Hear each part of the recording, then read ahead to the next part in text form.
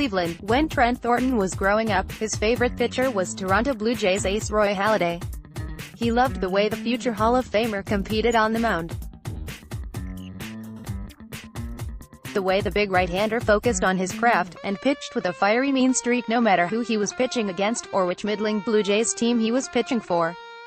If Thornton goes on to have a career anywhere near as great as Halladay's, he'll consider himself very fortunate. Friday, on a cool Ohio night, Thornton at least did one thing better than his idol. He completed his second career start with 15 combined strikeouts, edging Halladay's franchise record of 13 set back in 1998. After the game, Thornton had just been informed of the feat by a club official, and still looked a little awestruck when he met with media. "I was actually just told that," Thornton said. "I haven't really thought too much about it. But that's pretty cool." You hear about Halladay's preparation and his routine and how amazing he was as a player. "I just really idolized him growing up." After holding Cleveland to only a pair of runs on 3 hits and 2 walks over 5.2 innings Friday, striking out 7 in the process, Thornton now boasts a 1.69 ERA through his first 2 major league starts. His strikeouts 15, more than double his combined hits and walks 7. Very impressed, very impressed," Blue Jays manager Charlie Montoyo said. "He gave us a chance. That's 2 outstanding starts by the kid.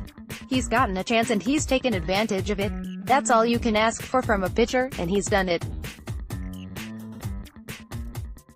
He's been really good, like he did in his first start." Thornton leaned on a 93-94 mph fastball and snapped off some wicked curveballs, 3 of which earned him a 3rd strike.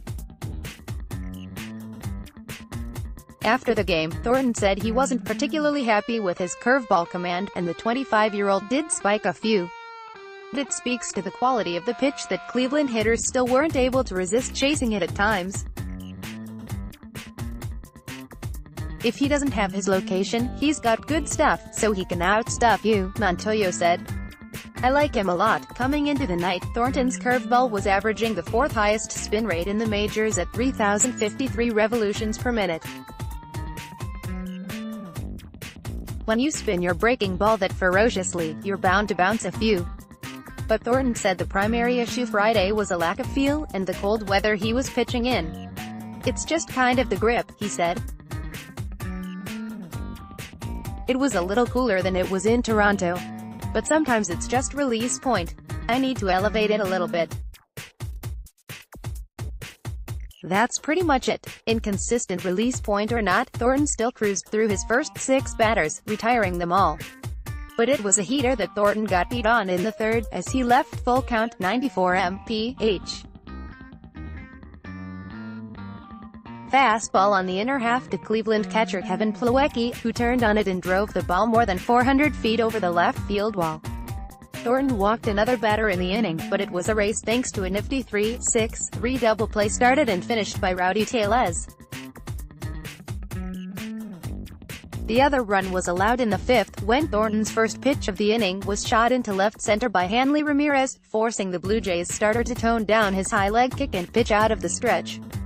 He came back to get a pair of infield pop-ups on fastballs, but he left his first pitch to Cleveland third baseman Max Maroff, another heater, on the plate and watched it get driven to the wall in right. That's where the trouble continued, as the ball was not quickly fielded by Socrates Brito, not well thrown to the cutoff man, and not cleanly fielded by said cutoff man, Richard Arena, allowing Ramirez to score easily from first and Maroff to cruise into third. Thornton got out of the inning with a strikeout and screamed into his glove as he walked back to the dugout. "I definitely felt like my stuff was better my first start. Today I was kind of struggling with my slider and my curveball," Thornton said. "But I was able to battle back and make pitches when I needed to for the most part. You know, I gave up a home run to Plawecki, just a fastball that kind of leaked over the middle. And then same thing with that triple. But at the end of the day, I felt like I made some pretty good pitches." Catcher Luke Miley called a really good game again. I just go out there and compete and kind of do what I try to do to help the team win. Thornton likely could have gone deeper into the game, but was operating on a strict 90-pitch limit. That's why Montoyo was up and out of the dugout to lift him from his start after he walked Jake Bauers in the 6th with his 92nd pitch. It's probably the only thing that kept him from his second consecutive quality start. The biggest thing for me is I was getting into deeper counts and I was elevating my pitch count, he said.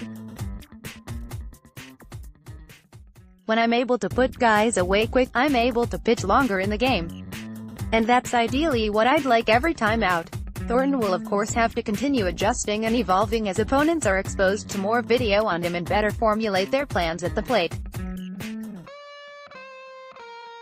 But it's hard to ask for much more from Thornton through 2 starts. Or anyone in Toronto's rotation, for that matter. Toronto starters have now allowed 2 earned runs or fewer in 8 of the team's first 9 games. The pitching staff as a whole has combined to strike out a franchise record 97 batters over that span, the 3rd most in MLB history through a team's first 9 games. If the Blue Jays could buy a few timely hits, they could be 3 games over .500 rather than 3 games below. Unbelievable. Our pitchers have been unbelievable, said shortstop Freddie Galvis. We have to step up a little bit on defense and try to help those guys out.